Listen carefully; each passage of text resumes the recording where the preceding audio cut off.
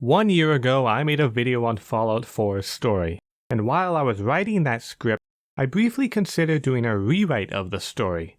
The plan was, after I finished critiquing the story, I would tell you how I would fix it. But the video was already going to be longer than any video I had made before, and I didn't want to bite off more than I could chew. On top of that, I realized that a rewrite would be really hard.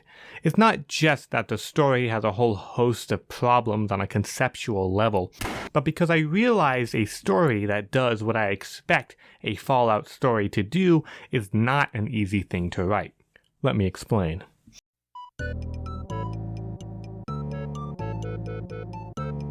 There is a lot of mediums that a story can be told using.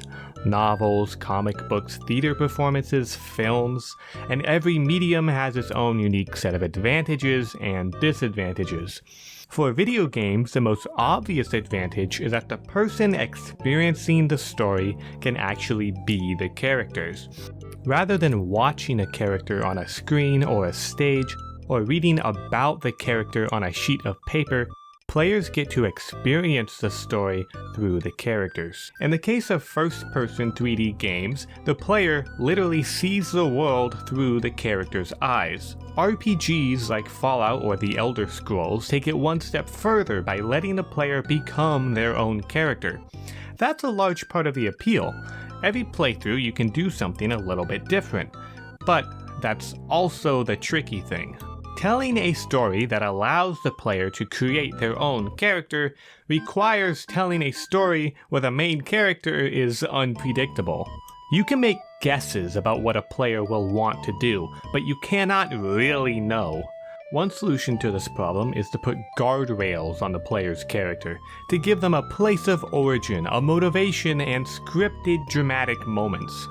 Like a certain 2 games I've ranted about before. Personally, I like stories that are more ambiguous, stories that leave room for me to be creative.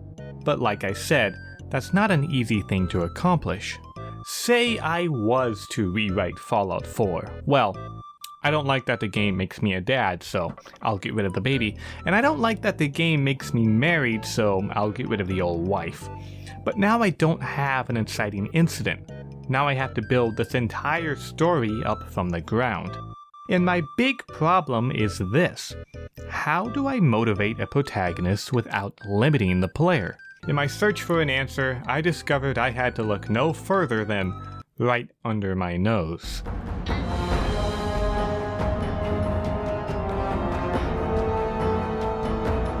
Fallout New Vegas is beloved by fans and a favorite of pretentious video essayists, and for good reason. It's good. New Vegas was my introduction to the Fallout franchise, and I will always consider it the gold standard for action RPGs, especially in how flexible it is for different playstyles. So how does New Vegas motivate the protagonist? Well, it does it through curiosity. Now obviously there is some element of mystery in every Bethesda game. You, as the player, want to engage with the world to learn more about it. But Fallout New Vegas especially relies on mystery, and it doesn't waste time trying to set up an emotional narrative. The big mistake that Fallout 3 and 4 make is taking time to set up the player's family members, in hopes that the player will feel something when said family members are taken away. But doing something such as that requires good writing, which Bethesda doesn't have. When you first start Fallout New Vegas and you're booted out into the wasteland, all you have is a few items, a vault suit, and a lot of questions. Who is the man who shot me? What did he want with the package I was carrying? Where was I supposed to deliver this package? What did the intended recipient want with the package? Where did the man who shot me go? Why am I still alive? These are the questions that propel you as you begin the main quest. You're looking for Benny not because he means something to you, but because finding him will answer your questions. Now, you could make the argument that the purpose of finding Benny is to get revenge on him, which is, of course, an emotional motivation. I would argue that the game is not trying to push that point because Benny doesn't do anything particularly heinous. Yeah, he shoots you, but it's just business. Maybe cons kill people without looking them in the face. But I ain't a fink. Dig? He looks you in the eye, says he's sorry, and shoots you. If the writers of Fallout New Vegas wanted you to be angry at Benny, they could have done a lot to make him appear more sinister. Yummy water. I think most players want to get revenge on Benny, not because they're upset at him, but because they know how cool it is to come back from the grave and confront the guy who tried to kill you. And it is cool. I thought you were dead. I was. And so you follow the trail Benny left and you finally end up in Vegas where you confront him. Most likely at this point he gets away from you. This is where the game loses that initial mystery and your previous questions are answered. But before you can lose interest, the game presents to you the 4 different paths that you can take. Mr. House expects you to continue working for him, you find Yes Man in Benny's room, and both the NCR and the Legion send respective representatives inviting you to a meeting. In other words, you're hooked. The first main quest got you to this point, and now the rest of the game can kick off. So with this in mind, let's go back to Fallout 4 and try to rewrite the beginning. First, I want to establish that I don't have a problem with the player character being a vault dweller who lived pre-war and was placed in a cryo chamber for 200 years. In fact, let's keep the pre-war intro segment, just without any of the family stuff.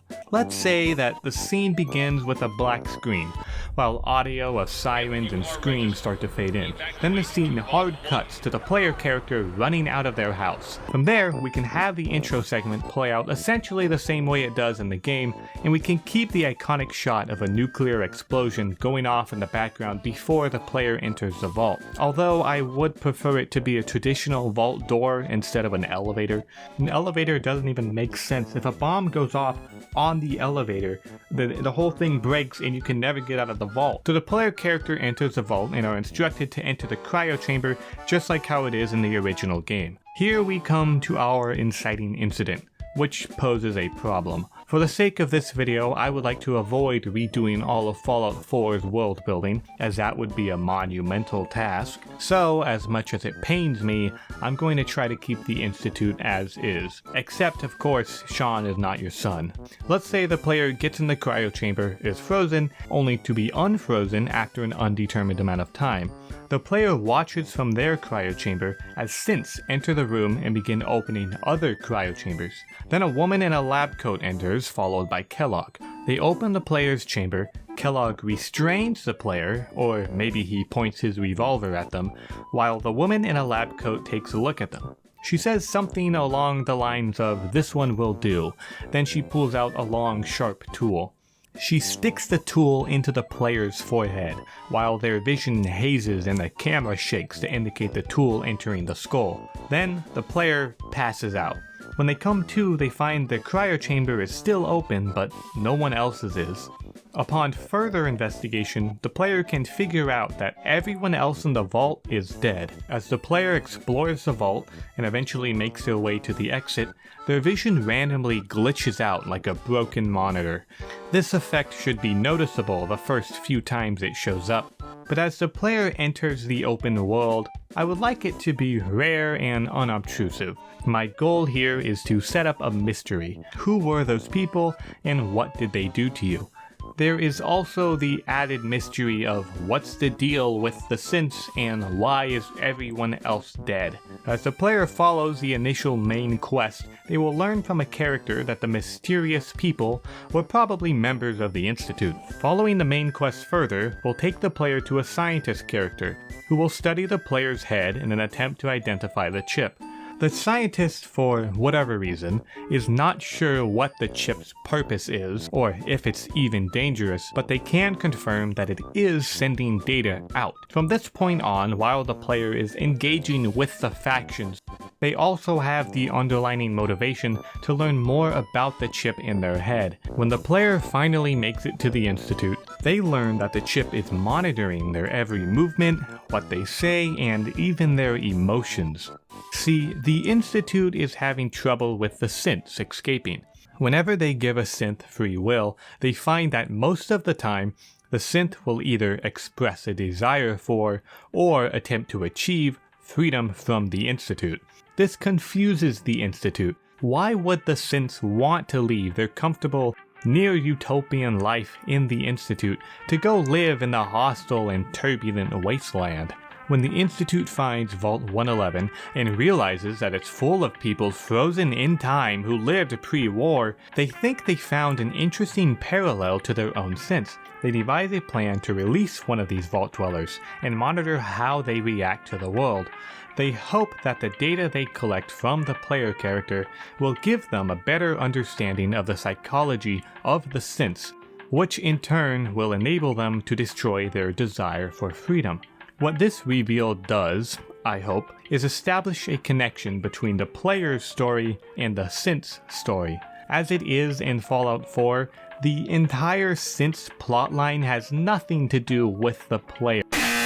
Okay, so I'm editing this right now, and I want to correct myself because I'm wrong. There is a connection between the synth plotline and the player plotline, and the connection is Sean. Because the Institute took Sean and used him to create the synths. And I know somebody was gonna point that out in the comments. Basically, what I did with my rewrite is introduce a problem and then solve the problem. However, to my credit, the connection is now proactive, whereas in Fallout 4, it's sort of exposition. Like, Sean being kidnapped and used to create the synths is something that happens in the past, whereas my idea is like, this is happening now, and it has been happening the whole time. Maybe that makes it better, I don't know. So to reiterate what I hope my rewrite accomplishes, it removes the emotional MacGuffin, emphasizes mystery to motivate the player through curiosity, gives the plot a new coat of paint so it's not just a rehash of Fallout 3, all while giving the player ample room to be creative with their character. So, what do you think? Is that a good rewrite, or am I on to nothing? Either way, it made for an interesting thought experiment for me, and I think now I have a better understanding of the difference between a game that I really love and a game that I just kind of like.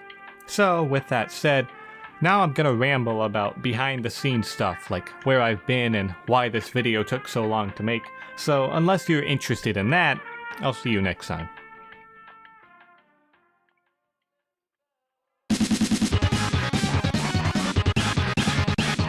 I did it, and it only took me about a year. I promised I would make a New Vegas video a long time ago, and if any of you watching this remember that, or even remember me, then there you go. This script has been the bane of my existence for a while now. I gave up on it a couple of times, only to come back and try a different approach. It's relatively short compared to the amount of time it took me to write it, because I didn't want to stretch out this one point into a longer video. I have done that in previous videos where I didn't have much to say, so I kind of stretched the points out as far as I could, try and pad the runtime, and the end result is a worse video. For this one, I eventually decided, screw it. It's gonna be short, but at least I get to say what I want to say. To any of you who are viewers of my older videos and have come to watch this one, thank you. And I'm sorry I was gone so long. I had to run to the store to sneeze. In the time that I was gone, I also started working on 2 other videos. So, if all goes according to plan, a few weeks after this video goes up, there will be another video. And a few weeks after that one, I'll upload a video on why I hate Fallout 3's story, so look forward to that, if you're looking forward to that. Anyways, that's it. Thank you for watching, and I mean that. Outro!